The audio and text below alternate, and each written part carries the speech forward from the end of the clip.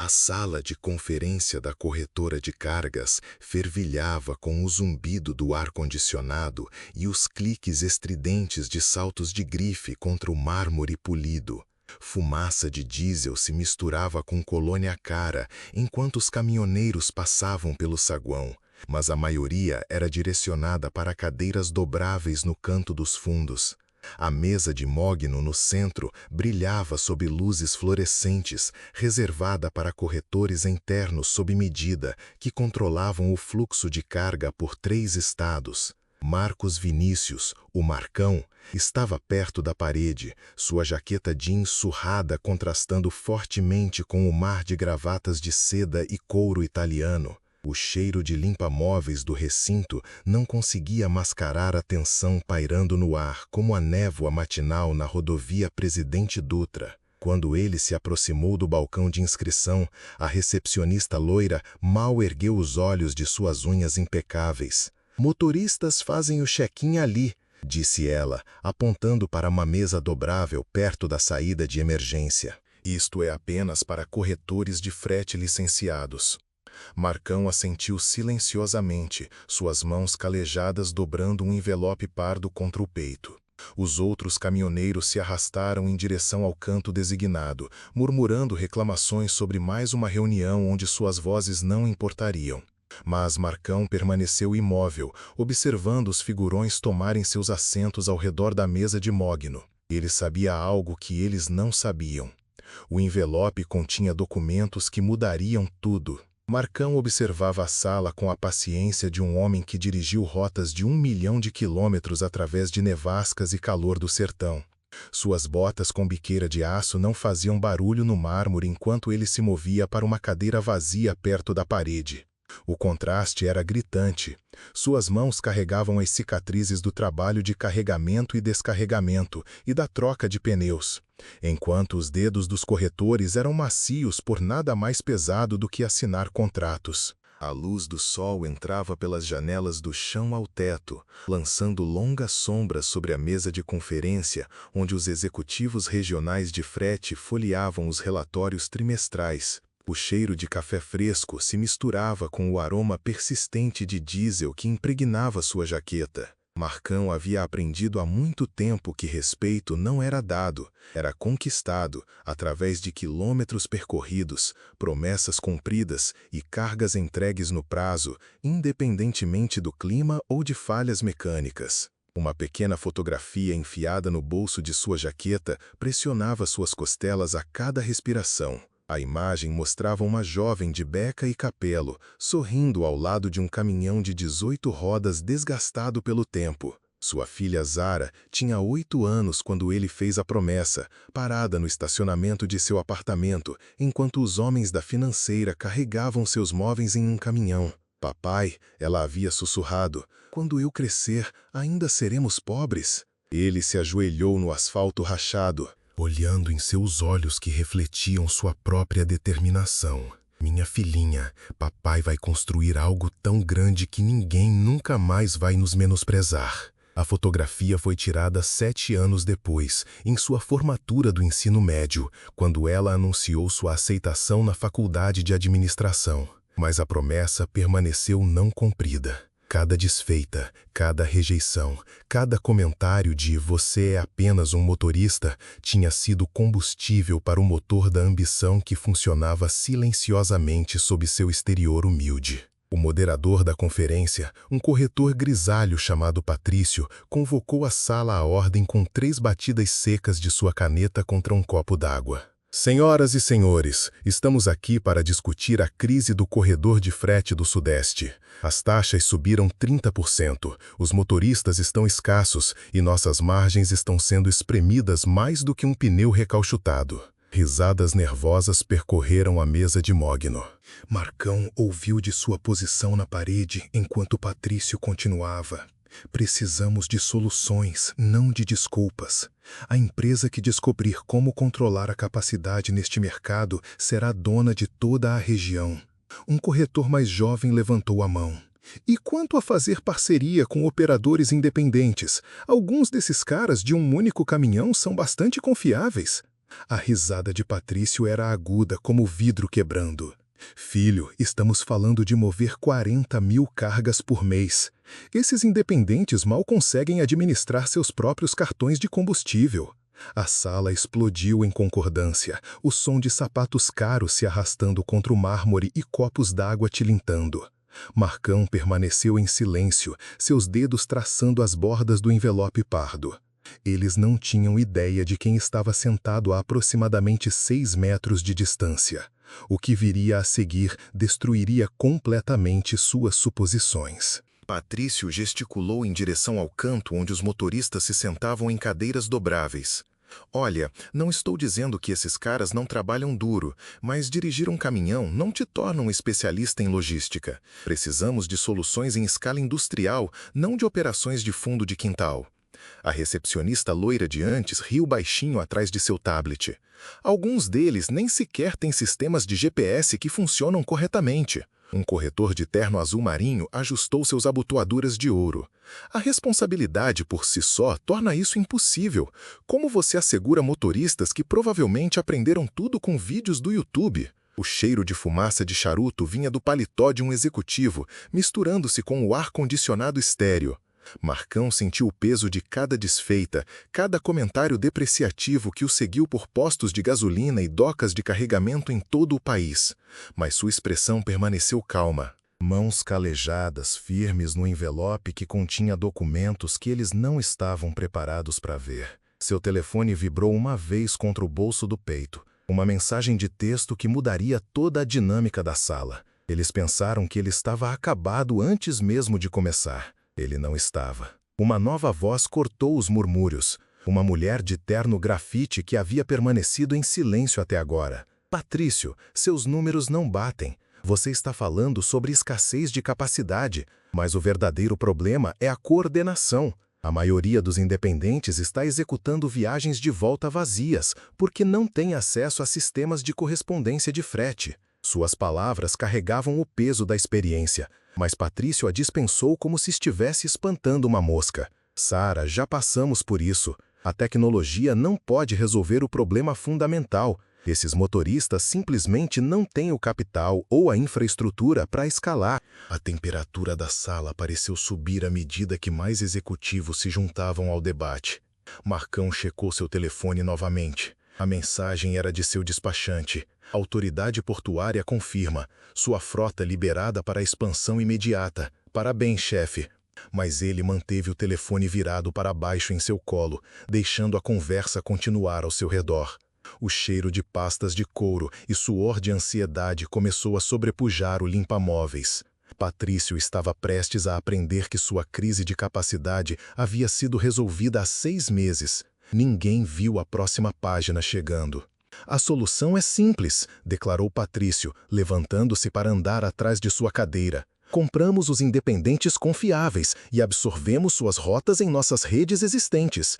Eliminamos o intermediário, controlamos a cadeia de suprimentos.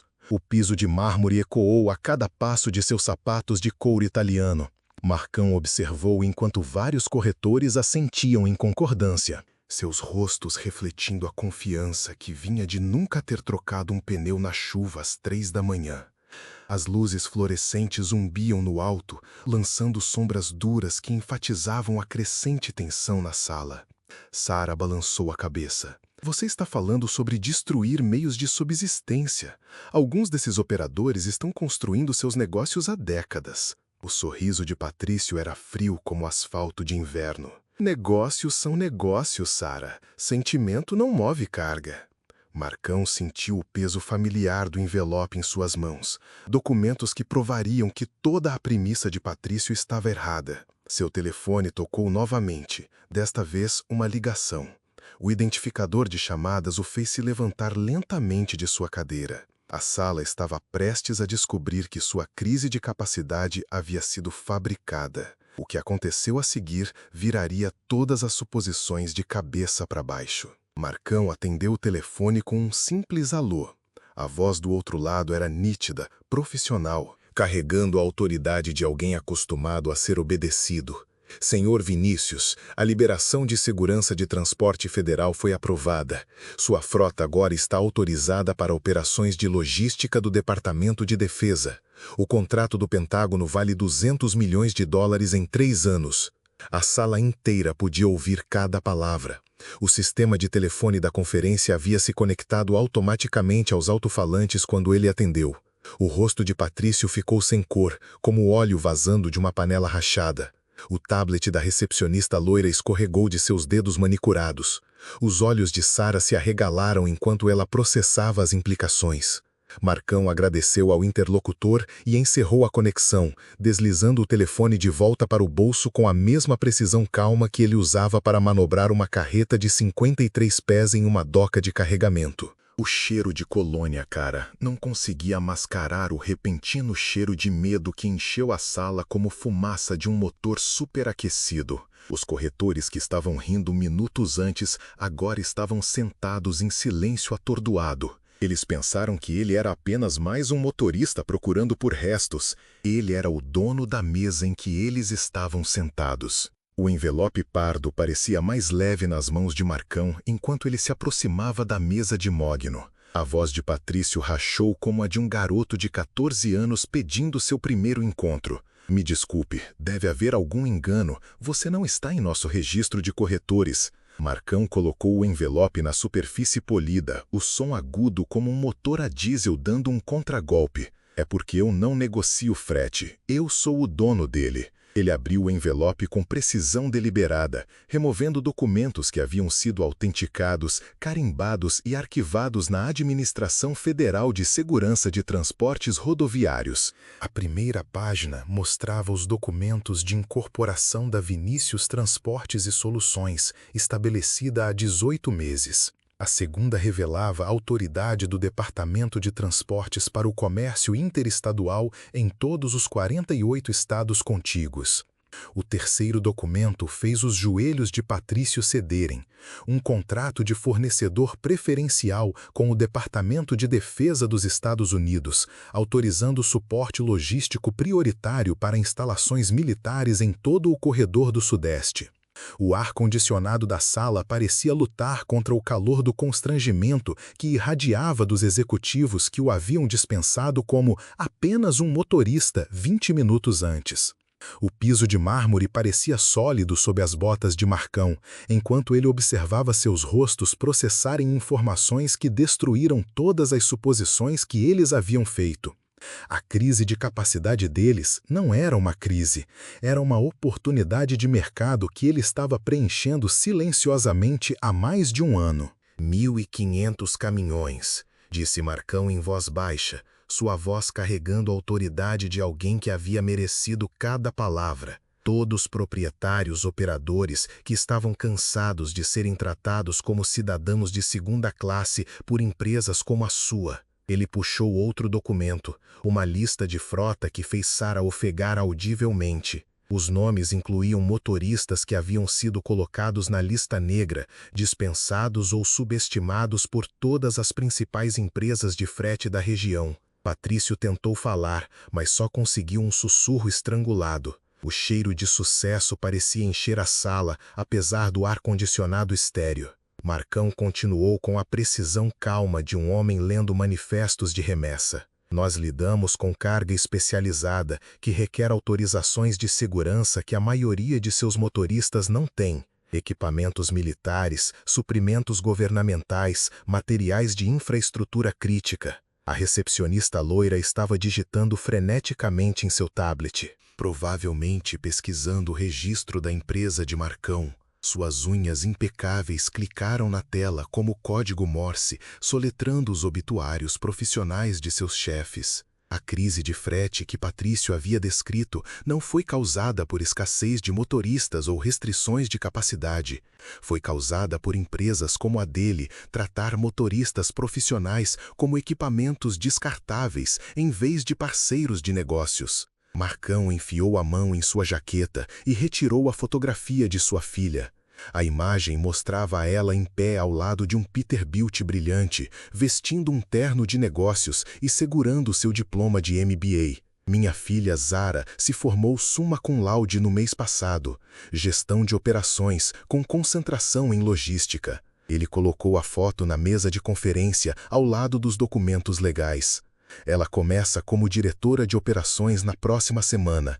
Seu primeiro projeto é expandir nossa frota para 3.000 caminhões até o Natal. A sala estava tão silenciosa que o sistema de ar-condicionado do prédio soava como um trem de carga ressoando por um túnel. O terno caro de Patrício parecia amarrotado, apesar de estar recém-passado, suor manchando a gola apesar do ar-condicionado agressivo. Sara foi a primeira a encontrar sua voz. Senhor Vinícius, peço desculpas por nossos comentários anteriores. Sua operação é obviamente muito maior do que imaginávamos.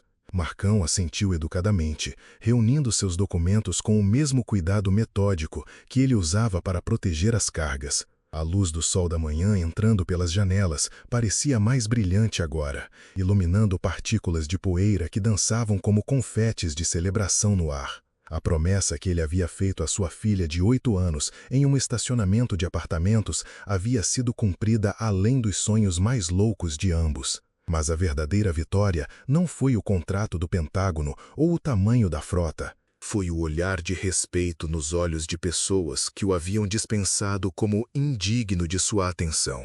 Você já se sentiu subestimado? Conte-nos sua história nos comentários. O piso de mármore da sala de conferência parecia vibrar com o som de suposições em retirada. Patrício pigarreou, sua voz carecendo de sua confiança anterior. Senhor Vinícius, talvez tenhamos começado com o pé errado. Sua empresa pode ser exatamente o que precisamos para resolver nossos problemas de capacidade. Marcão sorriu com a paciência de um homem que dirigiu por todos os tipos de clima em cada quilômetro de rodovia interestadual na América. Patrício, você não tem problemas de capacidade, você tem problemas de respeito. Ele caminhou em direção às janelas do chão ao teto, olhando para o estacionamento onde seus motoristas esperavam em seus caminhões, não em cadeiras dobráveis. Cada operador independente que você dispensou como pequeno demais para importar alimenta sua família com frete que você tem muito orgulho para lidar adequadamente. Cada motorista que você chamou de não confiável tem movido a carga de seus clientes enquanto você se senta em reuniões falando sobre soluções que já existem. A recepcionista loira agora estava olhando abertamente para a tela de seu tablet, provavelmente lendo notícias sobre os contratos federais da Vinícius Transportes. Sua rejeição anterior pairava no ar como fumaça de escapamento de um motor mal conservado. O cheiro de humildade era mais forte do que qualquer colônia na sala, e Patrício estava se preparando para comer uma porção completa. A solução em escala industrial que ele havia exigido estava em pé a cerca de 6 metros de distância, vestindo jeans surrados e botas com biqueira de aço. Marcão se virou para encarar a mesa de mogno, onde a elite regional do frete estava sentada em vários estágios de pânico profissional. O corredor do Sudeste não está em crise porque não há caminhões suficientes. Está em crise porque empresas como a sua se esqueceram de que os motoristas são donos de empresas, não funcionários. Sua voz carregava o peso de cada quilômetro percorrido, cada carga entregue. A sala de conferência, adornada com uma iluminação cara que não conseguia disfarçar a crescente constatação estampada nos rostos presentes, revelava que eles haviam compreendido mal o próprio setor. Mariana rabiscava anotações em um bloco, a autoconfiança inicial substituída pela humildade de quem aprende em uma aula magna. Senhor Albuquerque, estaria disposto a discutir oportunidades de parceria? Nossa empresa sempre prezou por trabalhar com profissionais de gabarito. Marcos apreciou o esforço, mas balançou a cabeça. Mariana, agradeço a oferta, mas não precisamos de sócios. Nós somos a solução. A foto da filha parecia irradiar sob as luzes fluorescentes, um lembrete de que promessas cumpridas transcendem as margens de lucro trimestrais. O envelope de papel pardo continha mais do que documentos legais. Abrigava a dignidade acumulada de cada caminhoneiro profissional que fora subestimado, desvalorizado e ignorado por um setor que não consegue funcionar sem eles. Paixão tentou uma última cartada para salvar a situação, seus sapatos de couro italiano ecoando contra o mármore enquanto se aproximava de Marcos com a energia desesperada de um homem vendo seu modelo de negócio desmoronar. Senhor, certamente há espaço para colaboração. Minha empresa movimenta cargas nesta região há 30 anos. Marcos guardou seus documentos de volta no envelope com a precisão metódica de um homem assegurando uma carga para o transporte. Paixão, sua empresa está gerenciando fretes há 30 anos. Existe uma diferença entre mover cargas e gerenciar papelada. O ar-condicionado lutava para dissipar o aroma de humilhação profissional que havia substituído a arrogância anterior. As cadeiras dobráveis no canto, onde os motoristas haviam sido segregados, agora pareciam símbolos de desrespeito sistemático, em vez de soluções práticas de assento. Marcos caminhou em direção à porta, sua jaqueta jeans desgastada contrastando fortemente com o mar de ternos caros que o cercavam. A luz do sol da manhã que entrava pelas janelas iluminava seu caminho como uma rodovia que se estendia em direção ao horizonte.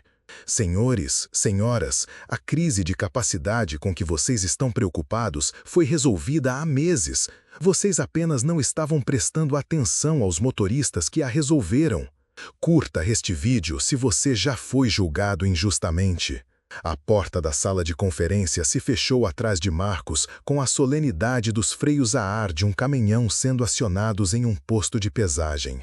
Através das janelas do chão ao teto, Paixão e seus colegas observaram Marcos caminhar em direção a um reluzente Peterbilt que dominava o estacionamento como uma catedral entre as lojas de conveniência. O para-choque cromado do caminhão refletia o sol da manhã e o logotipo da Albuquerque Transportes e Soluções estava pintado profissionalmente nas portas da cabine, em letras grandes o suficiente para serem lidas da sala de conferência.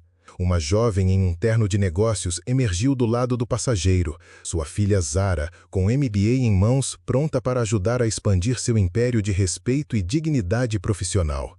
A recepcionista loira estava fazendo ligações freneticamente, provavelmente tentando determinar se a Albuquerque Transportes poderia ter vagas para despachantes experientes que entendessem o valor de tratar os motoristas como seres humanos.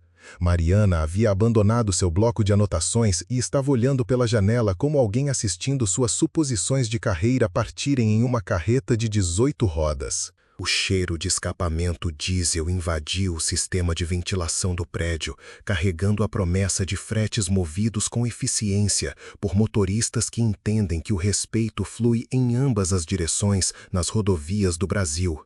Paixão desabou em sua cadeira executiva, percebendo que seus 30 anos de experiência no setor haviam acabado de ser ensinados por um homem que ele havia descartado como apenas um motorista 40 minutos antes. O motor do Peterbilt ganhou vida com o som profundo e confiante do aço fabricado no Brasil e determinação de nível profissional. Marcos ajustou seus espelhos com a mesma atenção meticulosa aos detalhes que construiu sua frota de um único caminhão para uma operação certificada pelo Pentágono. A fotografia de sua filha agora estava guardada com segurança em seu parasol, mas a promessa que ela representava se expandiu além do sucesso pessoal para uma mudança em todo o setor.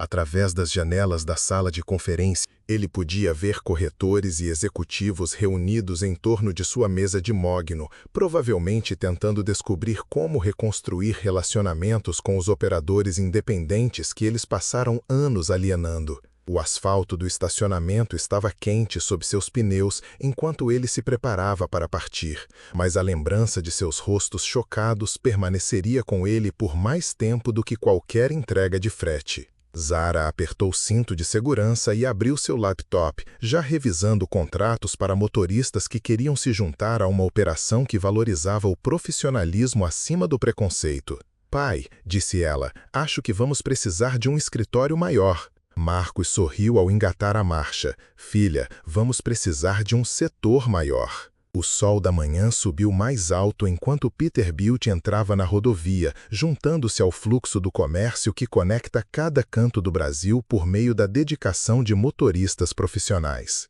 Na sala de conferência que eles haviam deixado para trás, Paixão provavelmente estava ligando para sua seguradora para perguntar sobre cobertura de responsabilidade civil por ter engolido sapos em público.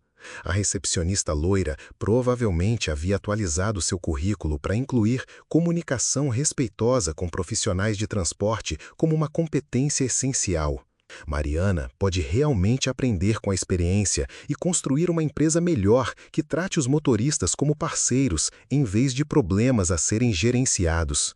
Mas Marcos não estava pensando na reabilitação profissional deles, enquanto guiava seu caminhão para a rodovia que se estendia em direção ao horizonte como uma promessa cumprida. O motor diesel zumbia de satisfação, carregando pai e filha em direção a um futuro onde o respeito não era solicitado, era comandado pela qualidade do trabalho entregue quilômetro após quilômetro, carga após carga, promessa após promessa. A crise de fretes não foi resolvida pela tecnologia ou fusões corporativas. Foi resolvida ao lembrar que a dignidade caminha mais silenciosamente do que o poder, mas chega ao seu destino sempre. Inscreva-se para mais histórias impactantes como esta e clique no vídeo na tela para assistir ao próximo, com uma reviravolta tão poderosa que você jamais esquecerá.